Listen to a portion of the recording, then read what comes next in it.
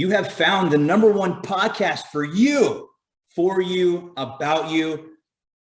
Those who get up every day and get after it. Rise and grind. To bring fitness to those around you. Sometimes, whether you realize it or not, Kim, we do things here. We talk about things here. What kind of things do we talk about? Well, important things. Very important things, yes. And not so important things. Even more important than the important things is the not so important things. You're absolutely correct. And this show is loaded with not so important things. That's right. But truly, this is about bringing fitness full circle. This is about physical fitness, health fitness, wealth fitness, risk fitness, emotional fitness. I forgot a bunch of other fitnesses, but they're all in there. And we're bringing attention to the ways that we help keep people fit. Full circle fitness. Deal. That's what we should have called it. But Rise and Grind is what we named it after all. That's right. So let's rise and let's grind together. Let's do it. Let's do it. Kim, the comments keep pouring in, right? We got 11.75 listeners. Oh my goodness. Check this out. Jen in B-Town, that's what I call Bremerton because I'm cool like that. She said, I listen to all 3 podcasts and you guys get better every time. My mom said that too. She Really? was like, the 3rd podcast, you're just improving every single time. So we can effectively say that this is going to be our best podcast ever, right? It really will be. Oh, high five. Boom. We're doing it. We also got Jennifer from Kitsap County. She evidently wanted to remain anonymous. Jennifer from Kitsap County, she says, I watched it on YouTube because I like seeing you guys. That made me really nervous as I was putting this one together because I wanted to make sure that I was, svelte for this show. I feel like you're always so logoed up for your BC Fitness. Like I need to start wearing my logos better. I'm not doing a very good brand representation for myself. Well, it's something to think about, right? Right. Episode 5, I'm going to be on that. Yeah. So good. Yeah. If you need some tips, just let me know. Yeah, I will. Thank you. Today's podcast, we talked about if diamonds are forever, the space diamonds are definitely infinity and beyond. Space diamonds. Space diamonds. We're going to go into that. Partner peeves. What cell phone buttons push your buttons? And I think this is going to be deep. This one's going to go deep. This is one of the important ones. Yes. Important things we talk about. Celebrity couples. Did they make it or did they break it? I am going to quiz you two on your pop culture. This is going to be fantastic. I did do research, hours of research on this. We're gonna see. And then there's going to be a winner and a loser. There will. Oh man, there Kim will be versus Kim. Yes. Kim. Yeah. And then we have special guest Kim Stirling from Edward Jones talking about how she keeps people fit with their wealth fitness and what people can do to keep themselves fit as well. Because just for the sake of 2 Kims, I'm going to refer to her as Spicy K. Spicy K. Yeah, if the name Spicy K comes up, that is, of course, who I'll be talking about. Yes, I am not spicy. I'm quite vanilla. That makes me sound so boring. Take it back. There's plenty of room for vanilla. I mean, People love vanilla. I like some spice. I'm gonna book a 1-star spicer. Like, give me 1 star on my pad thai, and I'll be okay. Is there such a thing as spicy vanilla? I don't want it. If there is, I don't want it. That sounds like a flavor mistake. Yeah. Here. You know what's not a mistaken flavor? Coffee Oasis. Coffee Oasis. Kim, every time we talk, I am baffled by how much we have in common. Oh, Brett, go on. Well, first, we both love coffee. We love coffee. And we also love helping other people. I love helping other people. Which is amazing. Do you know why? Because Coffee Oasis does both of those things at the exact same time. At the same time. So we're multitasking because we're drinking coffee and helping others at the same time. And we are helping the Coffee Oasis. Because when you drink Coffee Oasis coffee, you create safe shared spaces, you create street and school outreach, you provide mentorships, job training, shelter, meals, clothing, confidence. And how?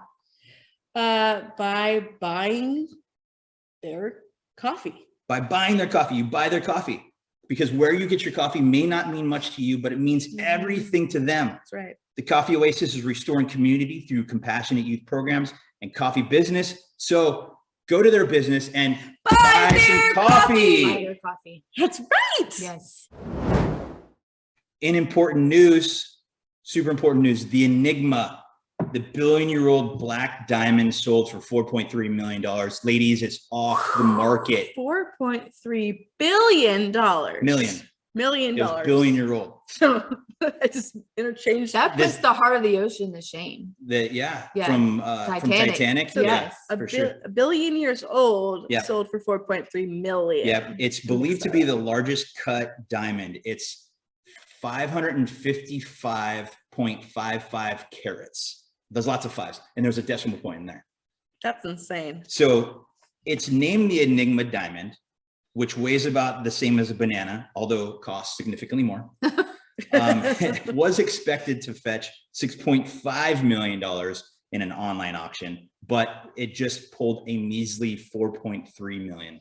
I mean, chump change. There are competing theories about the origin of the stone, including that it was carried to Earth by an asteroid. But here's the funny thing about this thing. Even funnier that it was paid in crypto.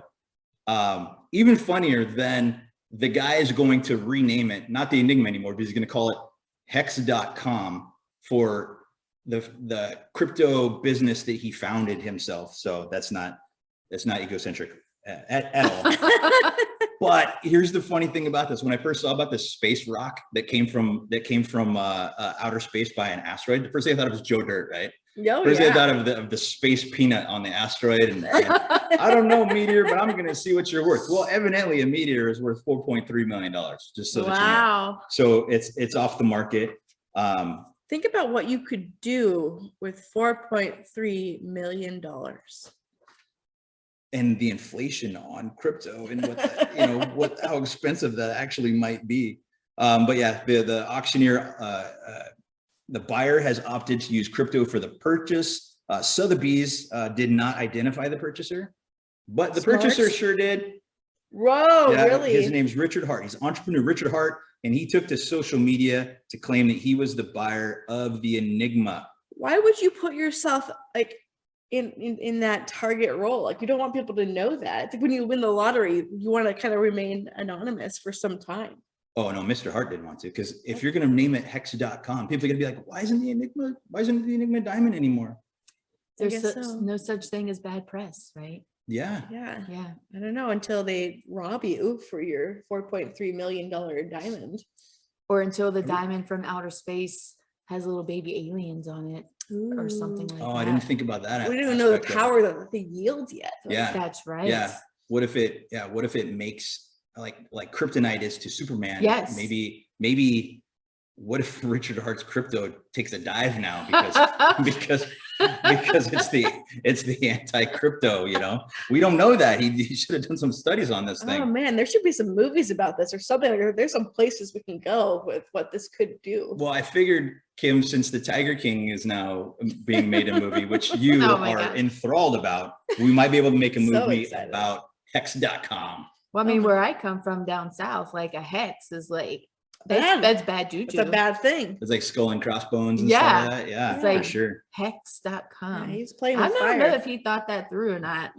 Yeah, the diamond is hexed. Yeah, sure. Not good. Well, you talk about no bad press, boy. It's an expensive curse. But I just wanted to let you know, if you guys were expecting that at any point, that 555.55 carat gem is off the market. Like, I don't even know what I would do. Like, if my husband somehow was like a billionaire and he bought this banana weighted diamond for me, like, what would I do with it? I couldn't wear it in a comfortable way. Like, I thought maybe I had a picture of it, because basically it just looks like a big giant black rock. Look at that thing. Yeah. It'd be like, Ryan, you spent what for that? That could just be plastic. I hope you got the receipt, and I hope you go and take it back. Yeah. But your crypto is worth $300,000 less in the 4 minutes since you bought it. Oh my gosh. Anyway, there it was. That was the important topic of the day. Super important. Yeah, super important topic. You're welcome for all that information. You're welcome. Hey, Kim and I, we talk a bunch. throughout the week. And we got on this crazy topic the other day, and it was partner peeves and just the things that drive you nuts that your partner or other people do. And we thought, we got to bring this to Rise and Grind. Yes. And just to kind of get people chiming in on this and to see about it. And so what had happened, everybody, what had happened is that I told my wife something, and I just got a text back from her. And that text was simply just a thumbs up emoji. And although, you might not think that that's such a big deal, a thumbs up emoji, in our household, that is a passive aggressive middle finger. So those that send me thumbs up emojis, it doesn't really bother me. But when she sends me a thumbs up emoji, I know what she's saying. She's saying, so other people can send it to you and you're not offended, but she says it and it's like, it's on. Oh yeah. Cause she's like, yeah, okay. Good. What if other people send you like the middle finger emoji? Would that set you off? No, because I don't mind. That's just aggressive. I like aggressive. It's passive aggressive. That's fun. Yeah, I prefer aggressive. So it's not for my wife. But what's your peeve? Oh, for me, it's not just my husband, it's anyone that responds to me with the word nice. How does that work? If I tell you something and your response is nice, all I hear is that you do not give a rip about what I just said. Like you don't care at all. So nice. Just a like single word, just nice, just right? Nice. Like, yeah, it just, all that tells me is like, you just have no interest in what I just said. So you ask your husband, you're like, how does this dress look on me? Nice. Yeah. Don't answer that. Yeah. But like, if I'm like, hey, I think we should go do this and, blah, blah, blah, blah, blah. He's just like, nice. Then you don't care about what I just tried to plan or do. That sounds like a passive aggressive middle finger, AKA a thumbs up emoji. But I mean, even for me, it's even if a friend, like if I message a friend, I'm like, hey Kim, like, hey, this is really important to me. Isn't this cool? And she's like, nice. I'm gonna be like, she don't care. She do not care about what I just said. What's it for you? What is your thing, your peeve about what people can say or do? Fingers on the chalkboard. Oh yeah. If I text or call someone and they answer with what's up. What's up? That drives me nuts because to me it's very dismissive. Okay. Like what are you calling me for? What's up? Oh, what's I see. Yeah. And it could be either a partner or like my business partner. She does that to me sometimes. And I'm like, I'm calling for a very important reason. Don't what's up to me. That's crazy. So the funny thing about you guys are like expansive, right? You're like, if anybody sends me nice, I'm just flying to a rage.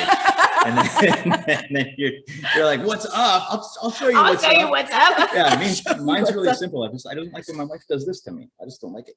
Oh, I'm very sensitive. Well, next time somebody says what's up to you, just say nice. Yes. Yes. Yeah. Nice. Thanks for acknowledging that. Yeah, for sure. And then end with a thumbs up. It's funny how things get translated. Yeah, well, and the context can be so lost on a text message, especially. Yeah. Or an email, but anytime that you're not verbally communicating with somebody, it can just what they're actually, because they can legitimately mean like, oh, that's really nice. Like they can mean that, and I'm still sitting over here like, I can't believe you. I know. As soon as you told me that, I scrolled through my text messages from him. Like, please don't say that. I hope I didn't say nice. Like, I did my workout, Brett. Nice. Like, I don't care. Do you want a gold star, Kim, every time you work out? Yeah, like, yeah, whatever. I think you're the only one that works out. Says the guy who's up at 4 a.m. every day working out. Nice.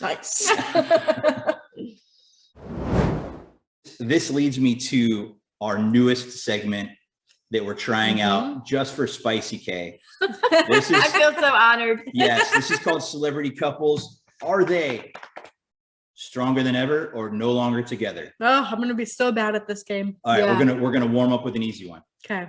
Kim and Kanye. Gosh, I mean, I haven't read the news today, so I don't know. It seems like yesterday they're on and tomorrow they're off. Who knows anymore? This one I did learn. We talked about this actually 2 weeks ago. So this is where this kind of came from. Is I thought they were still together, and I learned that they had broken up last February, and she's dating Pete Robinson or whatever his name is now. Pete Davidson. Yeah, so they are no longer together. I think I'm about to get smeared. As of 2021, she's correct. They are no longer together. Okay. Ashton Kutcher and Mila Kunis. Yeah, I don't think they're together anymore. They are together. Oh. Only because I love them both so dearly that I actually do know about them. Yep, she's right. They are better than ever. Married for almost 7 years now. They're married. They're married. Wow, yeah. I had no idea. And they got together right at the time that she had filmed, like they both did like a show about friends with benefits or something like that, like No Strings Attached, friends with benefits. And so they both started off that way, like, well, let's be friends and, you know, hook up. And then of course they fell in love. It goes even farther than that, Kim. You're going to be impressed by my ability to go past my superpower of oblivious. They actually got together on the set of that 70s show. Well, their characters kiss on that show. And that was Mila Kunis's first kiss when she was 14 years old. Ashton Kutcher was 19 years old. But she was dating Macaulay Culkin at the time. You trumped me. See? I'm just going to move on to the next one. You don't know nothing. Yeah, no, that's a fact. Number 3, Tim McGraw and Faith Hill. I want them to be together still. Like my heart wants to say yes. I don't know. What about you? They're not even on my radar. I've heard nothing about them. I assumed they were still together because they were just so in love. Yeah, well, you are correct based upon your assessment. Yes! They are better than ever, married 25 years, and have a hit show, 1883. Oh, on Paramount. Did not know that. Me either. I would like to watch that now. It's adorable. Bill and Melinda Gates. Oh, they're done. Are they? Oh yeah. Oh, yeah. They're I know this because I just saw the headline. The finance lady knows this. Wow. Yeah. Yes. They are no longer together. They called it quits in 2021. Evidently, he must have seen how Bezos was batching it up, and old Billy decided that he wanted to run it being a bachelor. He decided he had been hitting the books a little too long, and he decided it was time to go off on new ventures. And yeah, after 25 some years, I heard he and Bezos are getting an apartment together. Shut your mouth. That's a naughty rumor to start. Okay, you ready for this one? Yeah. J-Lo and A-Rod. No, J-Lo is with Ben Affleck right now. So, oh yeah, they were just at a basketball game. Final answer. That wrecked the next 7 that I had. J-Lo and Drake. Oh shoot. J-Lo and Diddy. Jennifer Garner and Ben Affleck. Yep. That did wreck that, didn't it? Done in 2008. Last, J-Lo and Ben Affleck. Stronger than ever. After 6 months, 6 whole months, they're still going hard. They're still strong. Yeah. Well, they've been together before. They're rekindled. What was that song? Jenny on the Block. I'm still Jenny on the block. I don't know that one. I'm sorry. But there goes a total score of well, let's just say Spicy K came in second. Oh, congratulations! Yay! Everyone wins here. Yeah. Everyone's a winner. I think that it's Spicy K's turn to do her interview. You know what? You call her second place, but she puts, that's only because she puts everybody else and everything else first. Is that a fact? She's such a giver. Yes. So in fact, I wrote quite the intro on you. Aww. So if you don't mind, I'd love to read a little bit about. I love this part, Kim, right? Because here I am with my low tech flipping through my pages on this. You know, Spicy K gives us these handouts of what she's going to talk about. And there you are, all digital. Hello. All digital. Hello. Yeah. Well, ready to send the thumbs up emoji. You know, this may seem like it's an age thing, but it's actually because I don't have a printer at home. So I just put this all here and didn't have a place to print it. So gotcha. That's why I have well, you don't need a printer when you have. It's true. And it's very green. It's very green because, you know, there's trees that have to happen here. You know, yeah. I'm so paperless right now. Yeah, you are extremely paperless. And please go ahead with your paperless intro. Okay, this is my Spicy K intro, and I'm super excited to have her here with us today. So here we go. Kim Stirling is one of the single most fascinating people I've had the chance of knowing. Where to even begin for this introduction today? First off, Kim is a first-generation college graduate within her family. But I could also begin by saying that she has 2 canine fur babies at home named Sophie and Tux. But a past pet of hers that really should be mentioned is an alligator named Leroy. I'm not sure if that's common for now, is it Baton Rouge? Yep. Baton Rouge, Louisiana, where Kim grew up. But here in the Pacific Northwest, that is a noteworthy mention. He had a leash and everything. That's crazy to me. You can walk him down the road. Totally. And that breaks down every single stereotype that I've ever had from anybody from Baton Rouge, Louisiana, that they had a pet alligator named Leroy. Oh my goodness. Yeah, it's all been confirmed. Can I continue? Please do. Kim joined us here in Washington 5 years ago, right? Yes. Professionally, Kim has been a boat captain, a skydiving videographer. She launches a career as a counselor, and then she becomes a life coach, and of course now is a licensed financial advisor. She currently hangs her hat with the amazing folks at Edward Jones. If you're looking for financial guidance, Kim is a great place to start. If you're looking for a partner in crime to jump out of a plane with, she's also a fantastic place to start for that. In fact, Kim has jumped out of a plane more than 400 times. It's true. Simply Successfully, amazing. too. Successfully. Yeah. She's lived to tell the tale. Personally, Kim loves the outdoors, exploring new places, traveling, hiking, boating, listening to podcasts, and learning as much as she can about other cultures. She is a lifelong learner. I could go on and on and on, but I think that we should stop here and give this amazing woman a moment to chat with us so you can hear from her yourself. So please join me with a warm welcome for Spicy K. Yeah. So much for having me. The Spicy Financial Advisor. Exactly. We are glad to have you. Yes. And so the basis for our podcast, as you know, is we talk about fitness. Yes. And what you do, you are in the fitness field. You bring people wealth fitness. Absolutely. And so I was hoping that you can talk a little bit about what ways you work with your clients to help bring them wealth fitness. Yes. So yeah, I never imagined myself being in this field, but it's actually a really good fit with my skill set of being a life coach and a counselor, because it really is all about taking someone from where they are today, not getting so wrapped up in perceived past mistakes or quote unquote failures, but really taking a look at where they're at today and where they want to be. And then just getting them really excited about that process, because money can be a very intimidating or emotional thing. Yeah. And so being able to unpack all of that and just get my clients to focus on the excitement of where they want to be.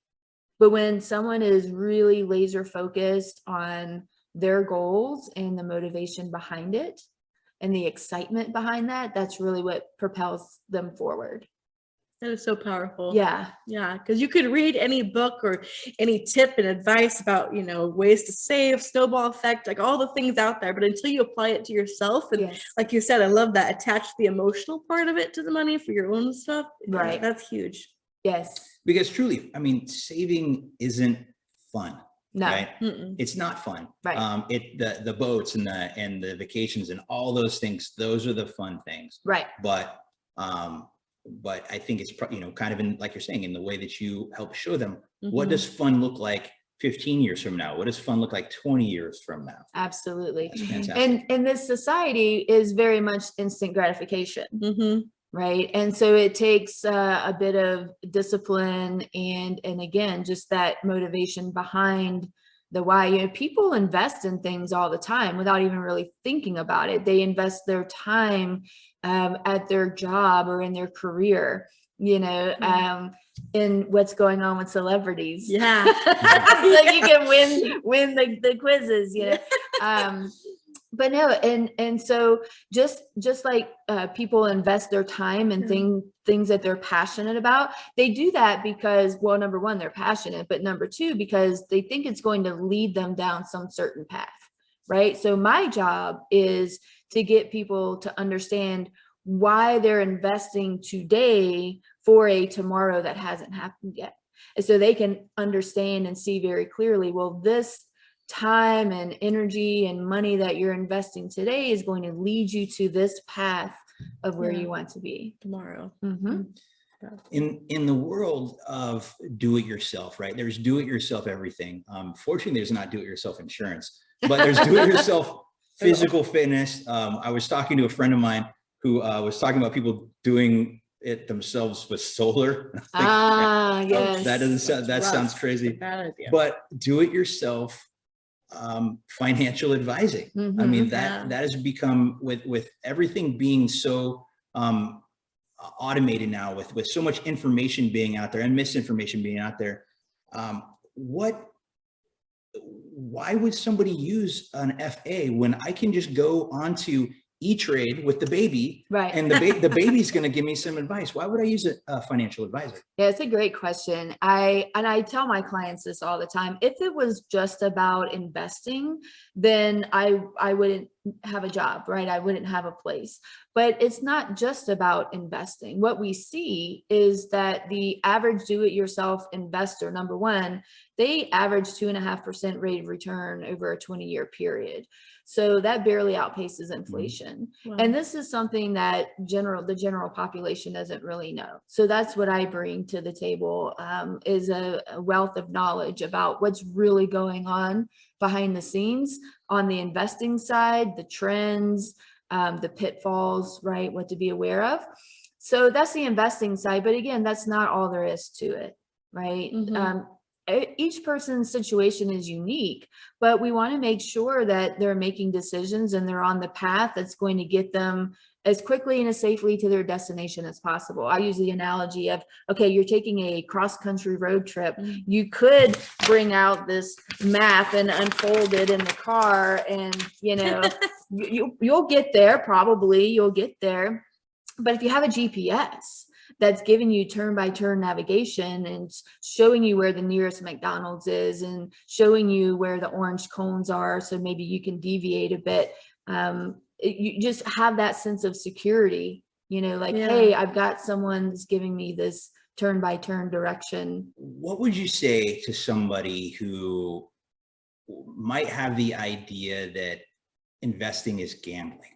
Right. And I ran into this, and I'll tell you specifically, this was kid related. I was teaching my kids about investing. You and I know each other. You know that I'm about saving for the future, and I was teaching my kids about how stocks work, and you take ownership of this business and things like that. I asked one of my kids, I said, you really enjoy video games. Why don't we invest in video game companies? And he'd said, I don't want to gamble my money.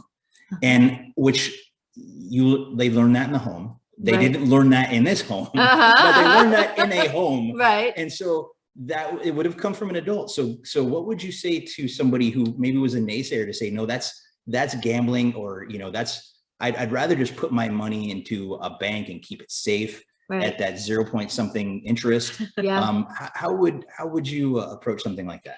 I would ask a lot of questions because and I have heard that before. And once we start to drill down, it really, in my experience, it comes down to a feeling of security, right? So some people, because,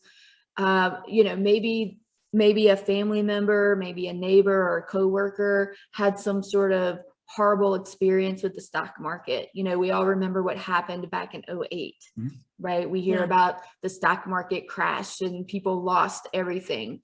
But when people don't really understand the fundamentals of the stock market and investing in general, then they can get lost in that sort of, oh, be careful mentality. I would ask a lot of questions and just really drill down and find out why they feel as though it's a risk. And then I teach them how we take measures to de-risk them as much as possible. I love your background being part of, counselor, life coach, and being able to make those connections for people, because I saw a video the other day, and I'm pretty sure it was a TikTok. So I know, millennial over here. I don't do the talk tick stuff. You're missing out, Brett. Yeah, that's what my kids tell me. But what was so fascinating to me about this video that I watched, I don't even know the gal's name, because that's social media now, but she was talking about how if you want something, you have to be willing and determined to face its opposite. So in that way, like if you want to save and be rich someday, Yes. if you want to invest and be rich someday, then you need to get comfortable or willing to be familiar with feeling broke. Exactly. Because you're getting the budget so tightly right to do that. Yep. And so, is the part of what you do with people is help them kind of understand that as they move. Yeah, absolutely. Yeah, I have all sorts of charts and graphs and tools and everything. But really what I like to do is get a really good understanding of someone's background. What is their attitude around money? I think a lot of us grew up hearing money doesn't grow on trees, right? Yeah. Mm-hmm. But money can grow for us, right? With the law of compounding interest. I mean, Einstein came up with that, the rule of 72, Yeah. It's just math. It's just logic.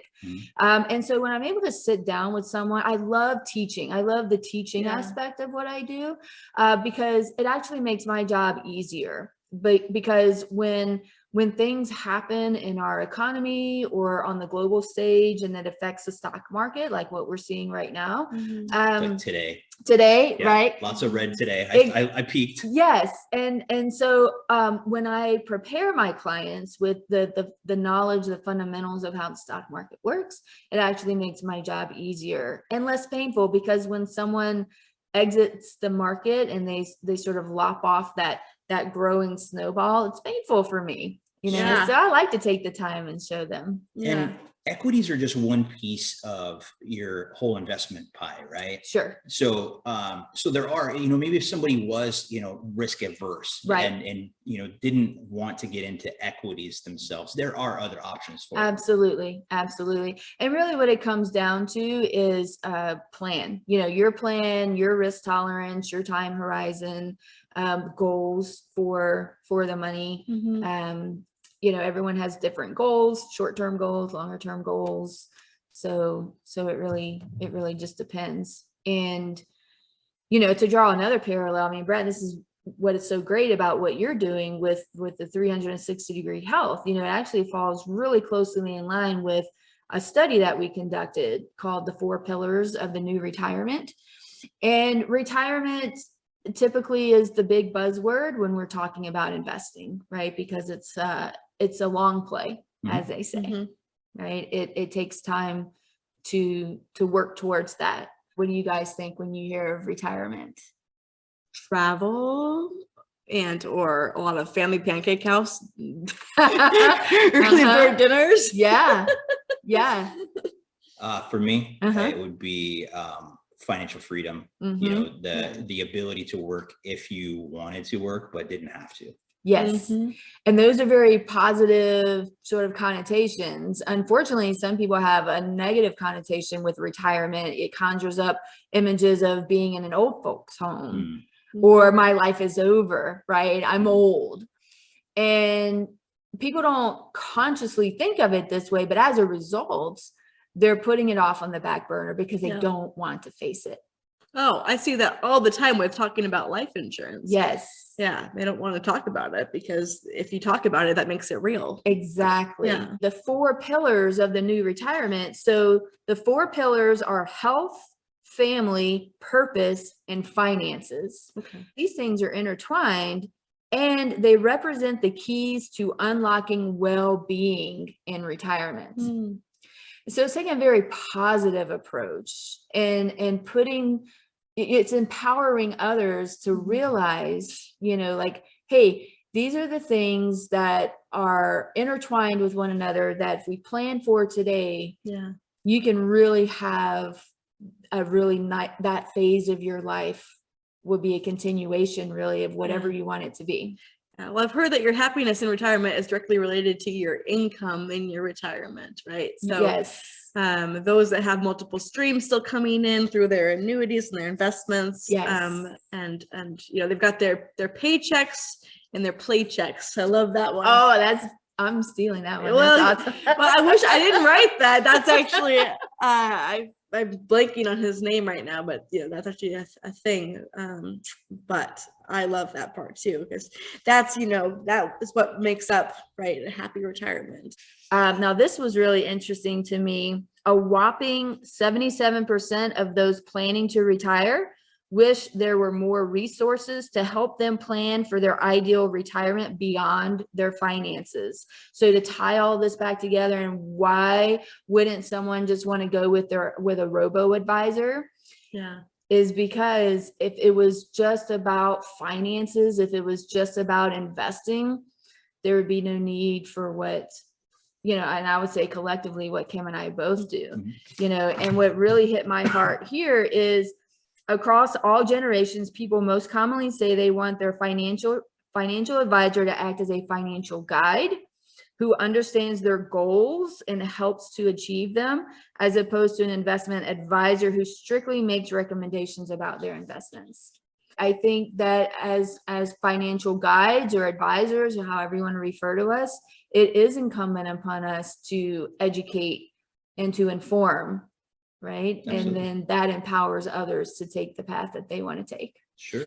So earlier I said that you are one of the most fascinating people that I know, and I'm not making that up for this segment. And I want to, like, one thing that I'm dying to ask you about, and I hope that you don't mind, is that I know you have history and aspirations to possibly do it again in fostering children. Yes. I think that's really cool. And I'd love to learn more about what that was like for you when you did do that, and maybe what advice you have for others that are exploring, you know, being a foster parent. I come from a single parent family. I did not know my dad, my biological dad, until I was in my early 20s. I was adopted by my stepdad. So I know what that process is like, number one. And I'll say that I am a big proponent of children being with their biological parents wherever possible. However, there is a system, a foster system, thank goodness, where children are able to have the stability that they need until their parents are able to make the changes that they need to make. And so I was a part of that system, and I fostered 3 children for 9 months. Wow. It was supposed to be for a weekend because I had definitely signed up as sort of like respite care. And then just one thing sort of led to another, you know, and again, being able to offer that stability to them so that they weren't sort of moved from pillar to post is what was so important to me. And that's how they ended up with us. I mean, at the time I was partnered, but you know, it got to the point where they were calling me mom, you know, and we had really forged a strong bond, and it was really difficult. But the reward was, you know, seeing them sort of evolve into these bright-eyed children that didn't seem to really be afraid of anything anymore. So what advice would you give someone that's out there that's thought like they've kind of heard about it before, thought about it, so like, where do they even start? Yeah, I would say most states have, you know, like DCFS, Department of Children and Family Services. That's what they called it in Louisiana. I'm sure it's something similar here. Website you can go on. I went through a class and got certified, and I would say, you know, for people who are considering that, it has to be completely unselfish. Yeah, I would say that it has to be for completely unselfish reasons, or else it probably wouldn't work out very well. Yeah. Well, unselfish is kind of your legacy. That's right. Yeah. As a counselor, as a life coach, as a now financial advisor, we gave you a bio and we asked you to talk about the things about yourself. And in that bio, you had still thought about other people. You still were not focused on Kim Stirling. You were focused on other people. Kim, I know that this may be difficult, but would you share with us a little bit about what you talked about in your bio? Yeah, absolutely. And I'm honored to be able to bring this up. So I mentioned before, I was partnered, I was married, and it was a very toxic, emotionally abusive relationship. And if I were to tell my closest friends or family that I was getting battered and bruised by words, by behaviors, they may not have believed me, right? Because it wasn't visible to others who were not behind closed doors. I look at it as just being chipped away at, you know, who I am and my personality, just being chipped away at little by little over time. And in moments like that, it's almost just this feeling of wanting to curl up in a ball, that the outside world just gets completely shut off. And this person who is on the receiving end of this emotional abuse will just go inward more and more, which is also even more detrimental because they feel as though they have no one they can turn to. I feel very, very fortunate that I exited that relationship intact. The statistics out there are just staggering. You know, and I see women in my circle of friends right now that are going through the same thing. And it's interesting being on the outside looking in, because I was them. I was making excuses for my spouse. I was explaining away his poor behavior. I was believing what he said about, oh, I was overreacting to things, or you know, oh, that's not what I said. And they're going through that same thing, right? So I just want to remind women out there and men, right? It happens to men as well. There are resources out there, and you have to try to dig yourself out of that hole that you feel that you're in, and reach out to someone that you trust and someone that you can rely on to help you. You know, that was something very difficult for me to ask for help. Yeah. Well, that's what I thought was amazing about that, is that was what was in your achievements and accomplishments portions of the interview guide, was exiting a very toxic relationship. And I was just really wowed that was an accomplishment and achievement that you were willing to share, but also you added to that why you wanted to share, and to let women know, or men, like you said, that if you're stuck in this type of situation, and being mistreated over and over, to recognize that as emotional abuse, and decide that you deserve better. And that's really just a sign of who you are, always thinking of others. Not only does it come out just in knowing you, but also through this podcast as well. Is it time for the grinder? We're bringing it. The grinder is a series of simple would you rather questions relating to the topics discussed in the podcast, general topics, or whatever we feel like.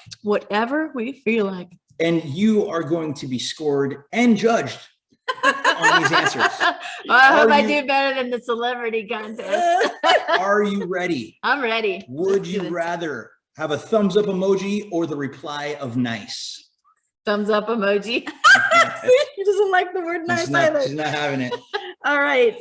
Cajun cuisine or Creole cuisine, aka jambalaya or gumbo? Gumbo. She didn't even think about that. Boom. Chicken and sausage gumbo, to be exact. Very specific. Would you rather sail the open seas with only the stars to guide you, or jump out of a plane at night with only the ground to guide you?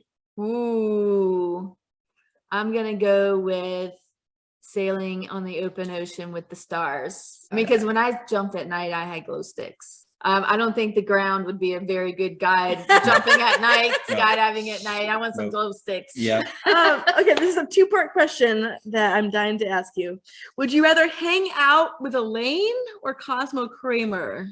Ooh, I'm going to go with Kramer on this one. I love Elaine. Don't get me wrong, but Kramer. Okay. Yeah. Okay, pop quiz. Since you love Elaine and you love Seinfeld, tell me, what is Elaine's last name? Venice. You're so good. That's amazing. I don't know why that was hard for me. I'm adding it to score here, and it looks like she moves on to the other round. Oh, is it the lightning round? She moves on to the next round. Okay, fit or flop. Fit or flop. Which is just a bunch of occupational specific and show related topics that you answer fit if it's a good idea, or flop, not so much. Okay, we're not talking about flip flops either, right? No, fit flops. Okay. Okay.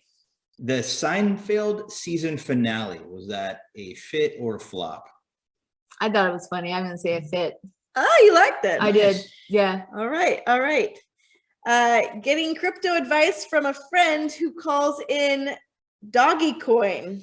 Flip or flop? Yeah, that's a flop. No, Yeah. don't go for the doggy coin. Don't go for the doggy Deal. coin. Deal. Got it. I have one more for you for fit or flop, if you don't mind. I of course I don't. Okay.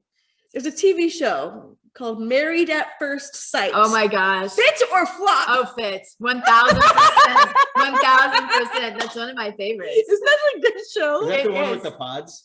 No, that is Love It. No, is Love is Blind. Oh. I like that one as well. Gotcha. They, Okay. Yeah. they get married.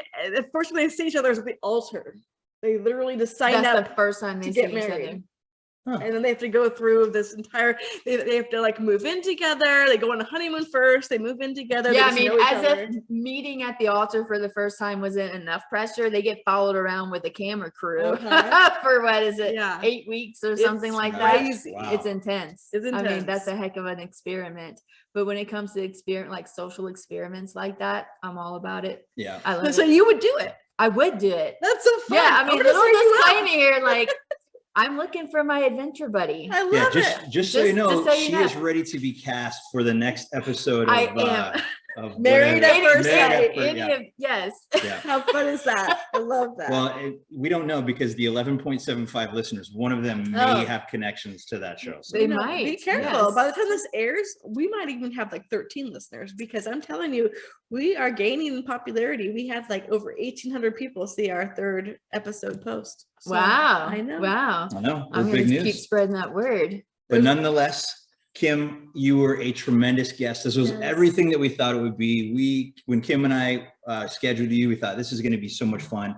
It was amazing fun. Thank you so much. Thank you guys. This was fun. Very much. Tune in to our next episode with Michelle Doyle from Bluefoot Architecture, and she tells us how she creates spaces that fit you and some tips and tricks on how you can fit your own space. I'm so excited. So excited. Everybody, it was so great. Spicy K. Yes. Thank you. Podcast 4 is done. We're going to get this cut. We're going to get It's a this wrap. out. Thank you so much. Thank you to the 11.75 listeners and the 1.25 that are about to come on. Thank you so much. And don't Thank forget, you. if you're going to leave a message for us in the comments, make sure it's a nice one because if it's not nice, it'll get automatically deleted. Or a thumbs up. And Yeah. thumbs up.